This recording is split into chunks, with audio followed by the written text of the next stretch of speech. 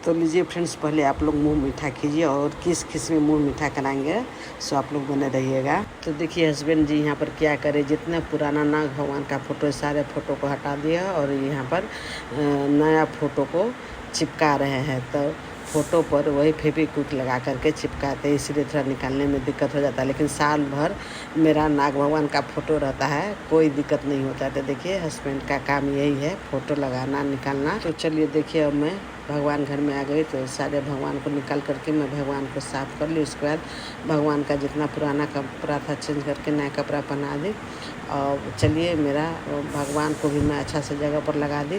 तो सारा भगवान का काम डन हो गया। उसके बाद 4 बजे मॉर्निंग में उठ कर नहा धोवा कर देखिए घर का रेगुलर पूजा पाठ कर ली। तो हमको ना कोई पूजा पाठ रहता था एकदम धर पर रहता, लगता है रात भर नींद ही नहीं पड़ता कि किस तरह से पूजा होगा। नमस्कार दोस्तों, अपन किचन में आप लोग का स्वागत है दोस्तों। तो आज नाग पंचमी पूजा है, तो अपन किचन की तरफ से मेरे पूरे परिवार की तरफ से हैप्पी नागपंचमी। नागपंचमी पूजा का ढेर सारा शुभकामना। देखिए सवेरे 4 बजे मॉर्निंग में नहा धोवा कर घर का रेगुलर पूजा पाठ हो गया है। चलिए आएंगे तो नाग भगवान का फोटो चिपकाएंगे, उसके बाद पूजा करेंगे। पहले मैं सोचूं कि आप लोग को शुभकामना दे दें, तो चलिए आप लोग बने रहिए ब्लॉग में। तो चलिए मैं मंदिर चलती हूँ, आने के बाद दिखाऊंगी। तो लीजिए फ्रेंड्स, 5:10 में मैं घर से निकल गई, एकदम अभी अंधेरा है। 5:30 बजे मॉर्निंग में देखिए मैं गंगा सागर शिव मंदिर पहुंच गई। सबसे पहले फूल माला ली, देखिए कवरिया भैया यहाँ भी जल लेकर शिव बाबा को चढ़ाने गए। उसके बाद फिर मैं आकर गंगा सागर में सबसे पहले गंगा माता और सूर्यदेव को यहाँ पर जल को मैं अर्पण कर दी। तो चलिए मेरा पूजा पाठ अब यहाँ से मंदिर का यात्रा शुरू हो गया। तो चलिए शिव मंदिर में मैं आई, तो यहाँ पर पहले आरती नहीं हुआ था, लोग लाइन में ही लगे थे। उसके बाद आरती हो गया। और देखिए यहाँ पर सवेरे 5:30 बजे मॉर्निंग में भी बहुत भीड़ था, तो हम बहुत अच्छा से दर्शन कर लिए। तो आज का दिन बहुत ही अच्छा है, नाग पंचमी पूजा भी और श्रावण का तीसरा सोमवारी भी है पूर्णिमा के हिसाब से। हम लोग को नेपाल के हिसाब से तो सोमवारी ख़त्म था, लेकिन पूर्णिमा के हिसाब से तीसरा सोमवारी था। तो सब दिन तो मैं कपिलेश्वर महादेव का दर्शन करने जाती हूँ, लेकिन आज मैं जनकपुर का गंगा सागर शिव मंदिर जो है वहीं पर दर्शन करने आई कि चले एक सोमवारी के जनकपुर के शिव बाबा के पास भी मैं हाजिरी लगा दी। तो चलिए मेरा पूजा बहुत अच्छा से शिव मंदिर का हो गया। क्या कि सवेरे सवेरे आते हैं तो भीड़ थोड़ा कम रहता है ना, नहीं तो ये मंदिर छोटा है और लाइन लगने लगता है। और घर में आज नाग पंचमी भगवान का भी पूजा था, इसलिए मैं जल्दी आ गई। तो चलिए शिव बाबा का पूजा पाठ बहुत अच्छा से हो गया। अब मैं यहाँ से निकलती हूँ और आप लोग बने रहिए। अब यहाँ से निकल करके मैं कहाँ आ गई, देखिए जनकपुर के राजा रामचंद्र जी का मंदिर है, तो यहाँ पर आ गई। क्या है कि सवेरे मैं आती हूँ ना, तो हर जगह मंदिर में हाजिरी लगा ही देती हूँ। तो ये राम मंदिर में छोटा सा विष्णु भगवान का मंदिर है, वहाँ पर भी मैं पूजा की। और देखिए राजा रामचंद्र जी का भी पट नहीं खुला है, 6 बज रहा है टाइम। इधर तिलक घिसा रहा है राजा रामचंद्र जी के श्रृंगार होने के लिए। तो मैं बाहर से ही, ये बजरंगबली जी है, तो बजरंगबली और राजा रामचंद्र जी का दर्शन कर लिए। और देखिए यहाँ पर लास्ट में मैं माता रानी के दरबार में आई, तो 6 बजे माता रानी का आरती होता है। आज मैं माता रानी की आरती में सहभागी हुई और 5 मिनट रुकी। वैसे कभी आती हूँ तो मैं रुकती नहीं हूँ, क्या कि सिर्फ दर्शन करके चली आती हूँ। लेकिन आरती यहाँ पर ख़त्म होने का था, तो मैं 5 मिनट जितना माता रानी की आरती में रुकी। उसके बाद यहाँ से निकल के देखिए रोड एकदम सुनसान है। अभी सवेरे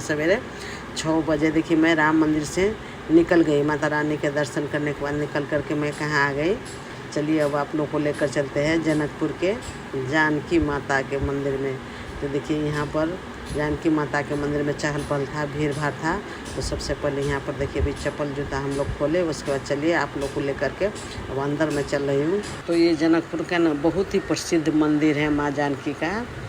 जनकपुर का ही नहीं, नेपाल का, विश्व का भी कहने से होगा कि ये प्रसिद्ध जानकी माता का मंदिर है। तो चलिए आइए आप लोग मेरे साथ साथ माँ जानकी का आरती में सहभागी हुई। यहाँ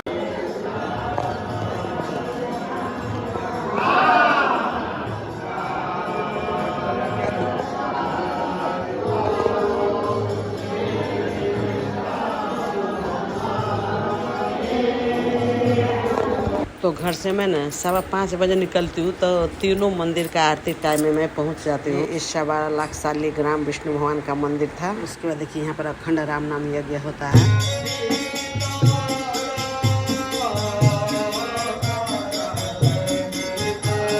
तो लीजिए फ्रेंड्स, मेरा जानकी माता का भी दर्शन बहुत अच्छा से हो गया। अब जानकी माता का पूजा पाठ करके निकली। तो देखिए यहाँ पर कितना कंवरिया भैया लोग आए थे। जो लोग बाबा धाम जाते हैं दर्शन करने के लिए सो ज़रूर आते हैं माँ जानकी का दर्शन करने के लिए।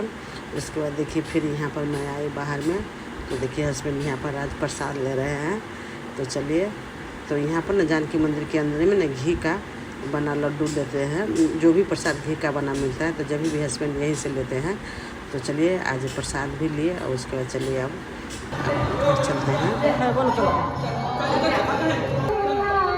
तो हम लोग मंदिर से निकल गए। रास्ता में ना बहुत जगह आज लावा बिक रहा था। उसके बाद देखिए अपने मोहल्ला में आकर घर के पास रेलवे स्टेशन के पास यहाँ पर फ्रूट्स लिए। उसके बाद हमारे पड़ोसी कथी ला दिलिए गोबर गाय के दूध भी और गाय के कुमार गाय बाछी के गोबर, बाछी के गोबर आई नाग पंचमी के लिए देखियो। और नाग पंचमी के आगे शुभकामना हम।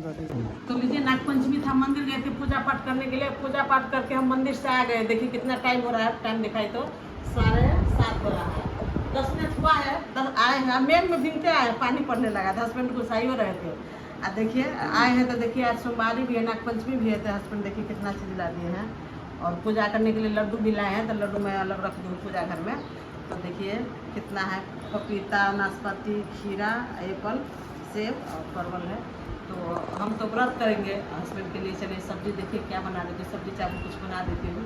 हमको तो नाग भगवान का पूजा पाठ करना है। तो चलिए आप लोग बने रहिएगा नाग पंचमी स्पेशल ब्लॉग में। देखिए मैं क्या क्या करती हूँ। तो चलिए देखिए अब मैं पूजा की यहाँ सारी तैयारी कर ली हूँ। यहाँ पर सरसों, रुई, पीपा, सिंदूर, दूभी और फूल और गाय का गोबर में जो लड्डू। और चलिए अब मैं पूजा करने चलती हूँ। तो जितना मैं यहाँ पर फ़ोटो चिपकाई हूँ तो हर जगह ना सबसे पहले गाय का गोबर है। देखिए तो ये पहले पूजा घर से मैं शुरू कर रही हूँ। तो 5 जगह इस तरह से पहले गाय का छोटा छोटा टिक्की यहाँ पर मैं लगा देती हूँ नाग भगवान के पास। पहले तो लोग दीवार पर लगाते थे, तो अब तो दीवार गंदा हो जाएगा तो हम लोग फ़ोटो पर ही चिपका देते हैं। उसके बाद देखिए सरसों दाना हो गया। उसके बाद पीपा, सिंदूर और दूभी सारे चीज़ को मैं अच्छा से यहाँ पर चिपका दूँगी। चलिए उसके बाद धूप दीप दिखा करके नाग भगवान का मैं यहाँ पर पूजा कर लिखा है कि हम लोग को ना दूध नहीं चढ़ता है, सिर्फ इसी तरह से पूजा किया जाता है।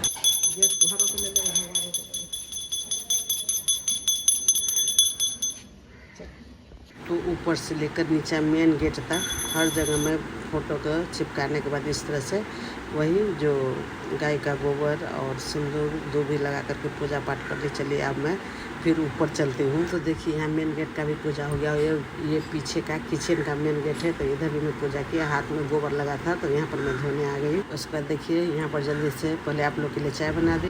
तो आज मेरा बर्थडे भी है, नाग पंचमी भी है। तो आइए पहले आप लोग यहाँ पर प्रसाद ग्रहण कीजिए। नाग भगवान का भी पूजा हो गया, सब पूजा पाठ देखिए हो गया। और पहले आप लोग प्रसाद कीजिए, चाय के लिए सोचिए कि चलिए आप लोग को पहले प्रसाद खिला दीजिए। फ्रेंड्स आप लोग प्रसाद खाने के बाद चाय पीजिए और हमको आशीर्वाद दीजिए। आज मेरा बर्थडे है। उसके बाद जल्दी से मैं किचन में आ गई। तो हस्बैंड के लिए देखिए चलिए अब मैं यहाँ पर आलू परवल का सब्ज़ी बना रही हूँ। तो आलू परवल भूनने के बाद प्याज, टमाटर, हरा मिर्च सारे को डालकर भून ली। उसके बाद घर का बेसिक मिर्च मसाला आप सेकता अनुसार डाल दी। उसके बाद नमक भी डाल दिया और यहाँ पर देखिए अदरक लहसुन का पेस्ट भी डाल दी। तो मेरा सब्ज़ी बहुत अच्छा से भुना चुका है। अब इस स्टेज पर आवश्यकता अनुसार पानी डाल करके ढक करके मैं आलू परवल की ग्रेवी वाली सब्ज़ी बना ली, तरी वाली, और चावल बना ली। चलिए अब हस्बैंड के लिए जल्दी से खाना सर्व कर देती हूँ। तो देखिए यहाँ पर मैं खाना लगा दी, सब्जी, चावल, चटनी, सलाद और मिथिला थाली। अपन किचन पता है लंच या डिनर बिना घी दही का अधूरा है। तो 1 चम्मच घी और दही को डाल दी। तो घी मेरा जमा रहता है, क्या कि मैं फ्रिज में ही घी रखती हूँ। क्या कि बाहर में घी रखने से ना चुट्टी, मूसा और बिल्ली हमको बहुत परेशान करता है।